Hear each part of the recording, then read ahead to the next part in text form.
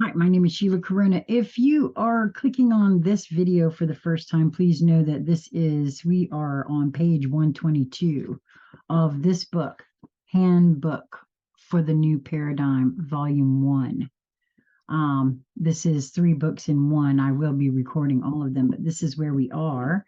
And so I did put this all in a playlist on my channel. And if you go there, you can begin at the first one and it should just roll over each one. And you don't even have to watch the video. You can just listen if you like.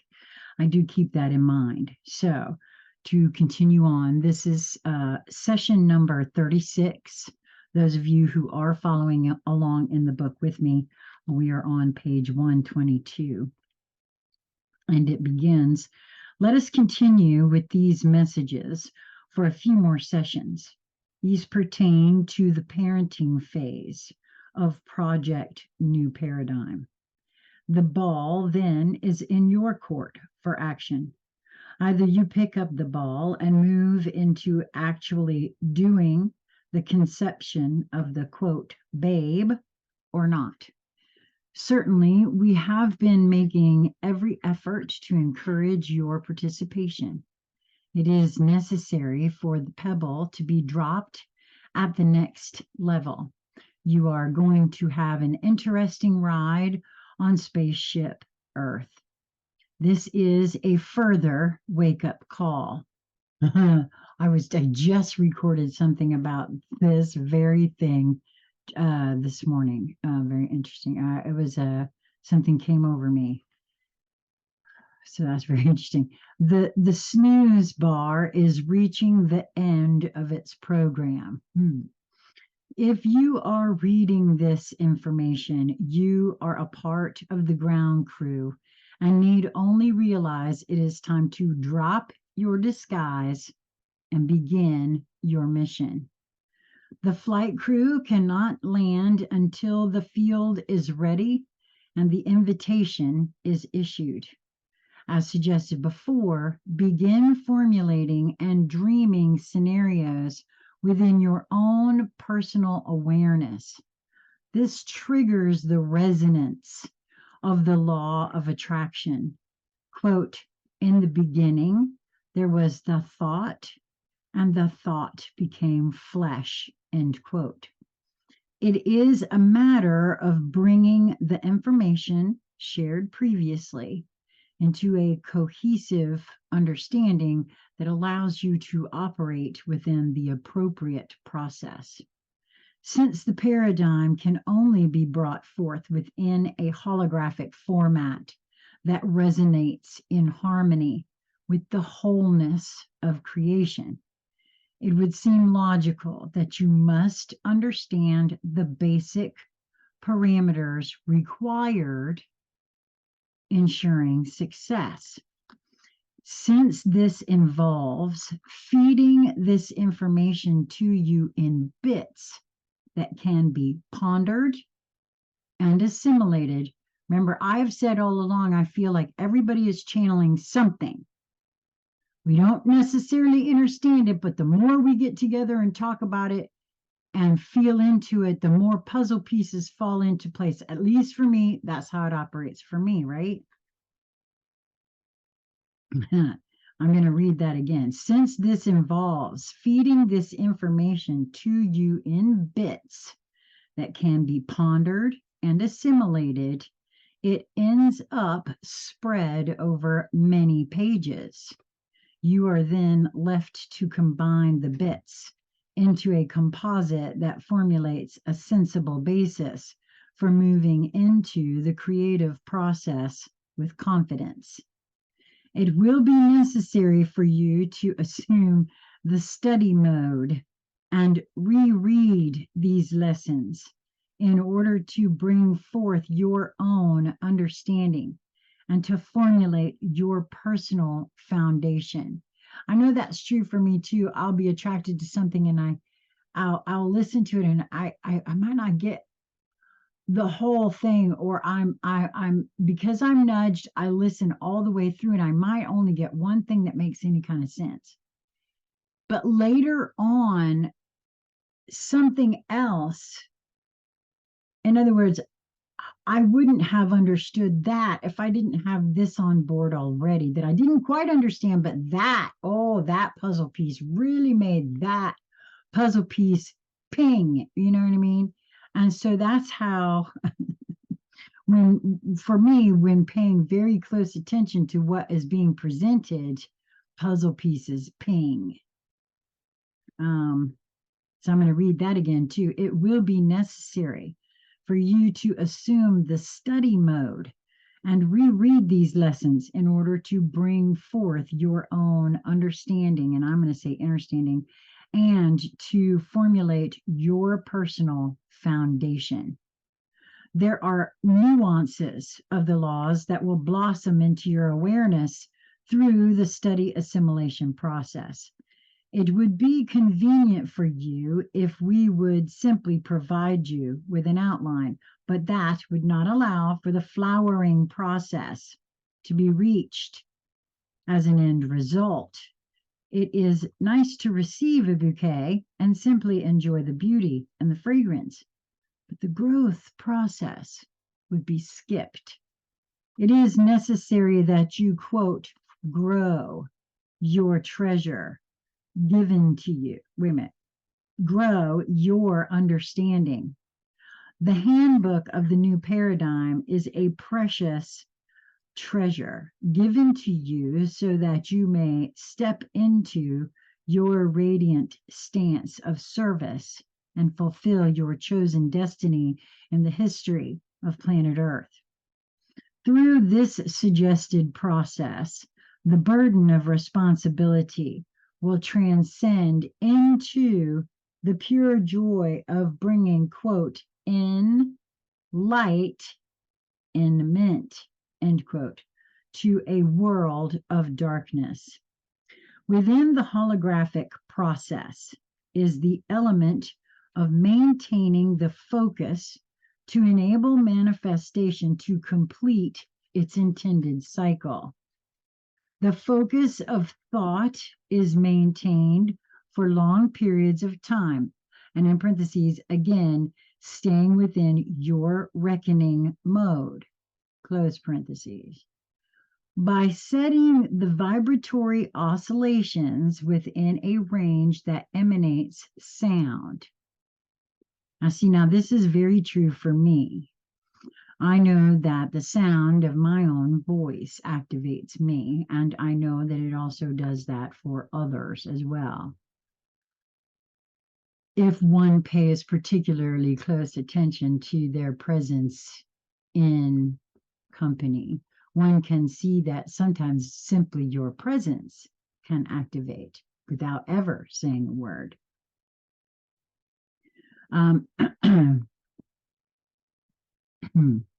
This is duplicated in crude form by your music. In purity, it can be grasped as being of a crystalline bell in quality.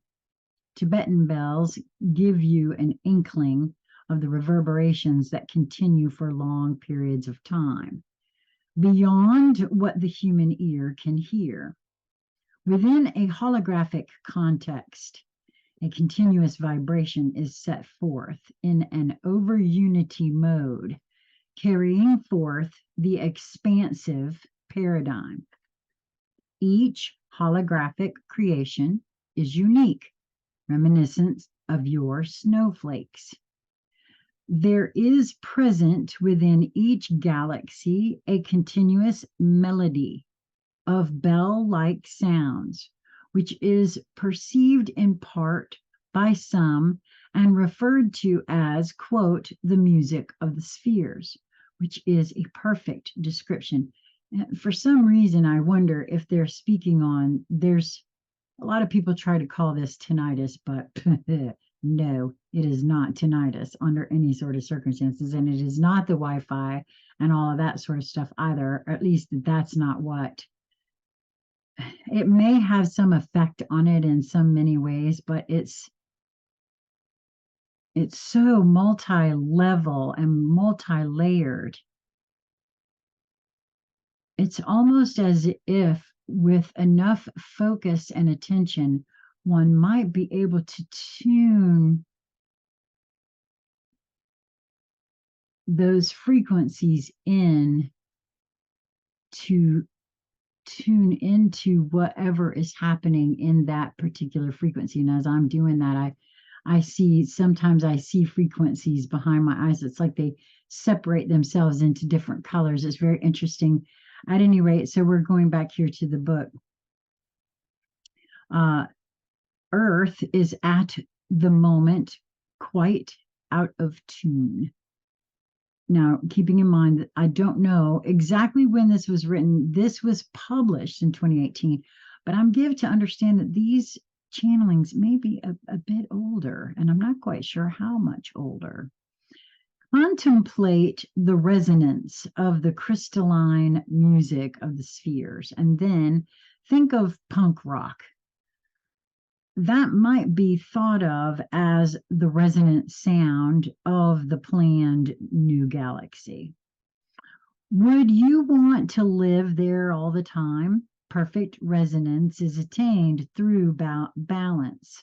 This is the reason that rock music is so destructive to the balance of the young people. It is designed to be unbalanced and discordant in its basic construction. Now, all my life I heard all kinds of stuff about rock music and how it was bad, and I'm not going to. I feel it is. Again, if you believe things are, then they are, but they can also be something else.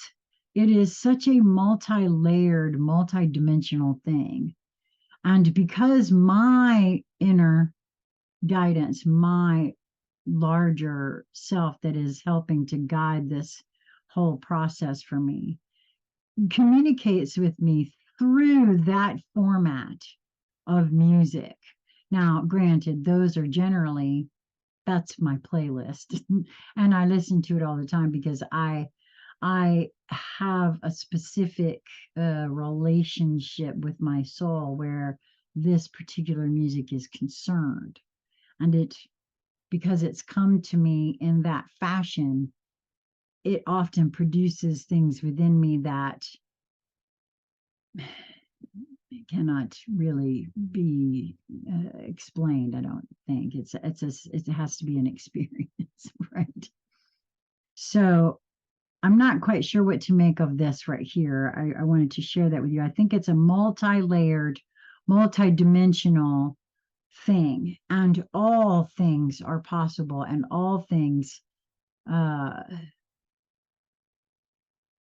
play into the choices, I think, of what we choose to resonate at. So I think that that's yes, there's particular sorts of music that I do not, it produces a discordance in my field, right? And so I don't have a judgment against that for any reason. I don't want to be in resistance to that.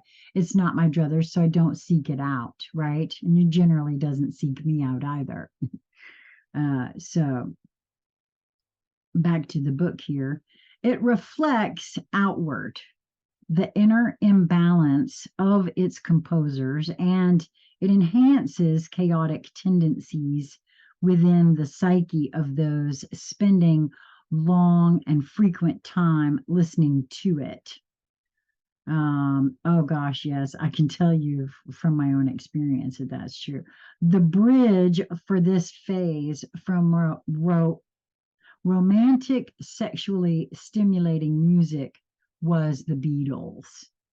Their early music contained melodies with a lesser amount of distortion, as is demonstrated by the orchestral versions. It did, however, open the door for the more destructive distortions that inevitably followed. Again, all part of the plan to slow and hold down the human vibration. In order for you to conceptualize a higher dimensional experience, it is necessary that you have some understanding of the experience of it from the creational perspective.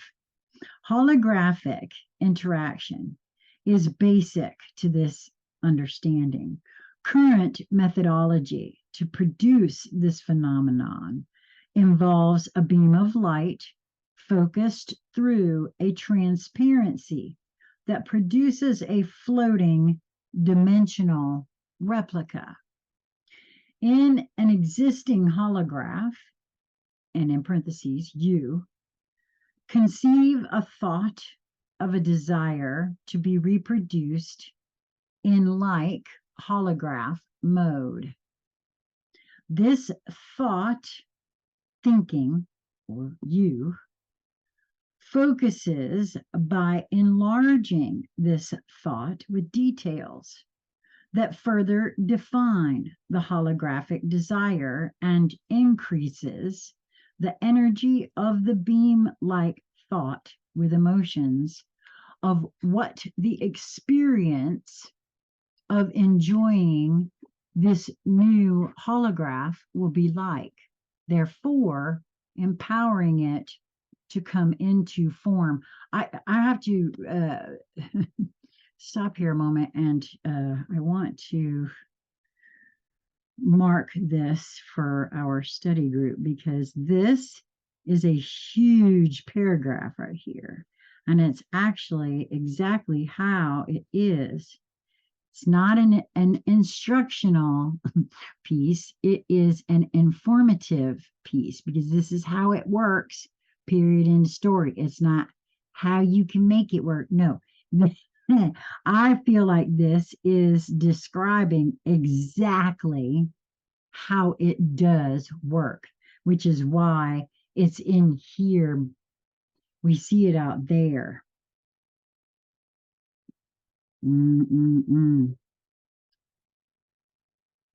Oof, so very interesting. Boy, that carries a lot of energy with it for me. Okay, so let me mark this in the sticking out part 2. One more second. Okay. So back to the book now. You call the holographic concept 3D, or third dimensional. How then is the fourth dimension different? 3D encompasses the conception of height, width, and depth, but involves no motion within the holograph of its own volition. 3D movies involve dimensional glasses. Virtual reality is also a manipulation. That was all in parentheses right there. The next step into fourth dimensional experience superimposes the living or vibratory dimension of action within the purview of the holograph itself. Okay. I've been experiencing a lot of that, right? Well, which is why I haven't really done a lot except for this right here, and that we're going to do a conversation about that very shortly. A true holograph is projected through thought, not by a mechanism. Since thought has the power to act upon itself with further thought, it is self-aware. The higher the degree of self-awareness implies a vibratory rate or dimension of experience. The seeds of one dimension are planted within the lesser one. This brings you to the understanding that you are already aware of being self-aware. However, this seed must be nurtured and cultivated in order to flower into transcending to a point of outgrowing its present placement through increasing its vibratory rate until it lifts itself into a dimensional shift, allowing for greater opportunity to grow even more self-aware. What you are attempting to do is to cause this process to manifest on a planetary scale, because Earth's vibratory environment is so distorted that individuals can no longer accomplish it. Just as Moses had to cross the Red Sea at the exact moment of a planetary shift, this is timed at the exact moment of a galactic shift. How will you know? That is our job. As usual, you are being reminded that unless you create a plug and pull it, some other backup plan will be employed that will bypass the opportunity for humanity to clean up their own act and use it as a stepping stone for advancement. That feels very punitive to me. I can't say it's wrong because there's a lot that are choosing to rehab that experience. We continue to stress the power that you hold in the palm of your hands. I truly believe that's true. It is such a gift to be in the position of assisting this planet and its inhabitants into a shift of such major proportion, and it carries with it an opportunity for literally jumping the vibratory scale. We can only bring the opportunity to your attention and act in an advisory capacity. You must be the ones to do it. And I'll say here from my own, we the people, boy, ain't that a huge metaphor. It is not the first time you have participated in similar roles. This is the mission you have literally trained yourself to take part in, so don't drop the ball now. There is nothing more important in your current realm of experience. Wow. And you know what? I think I'm just going to do one of these at a time because that one, so this has been number 37. We will start with, no, that was number 36. We'll start on number 37, which is page 126 after this. So we'll be right back.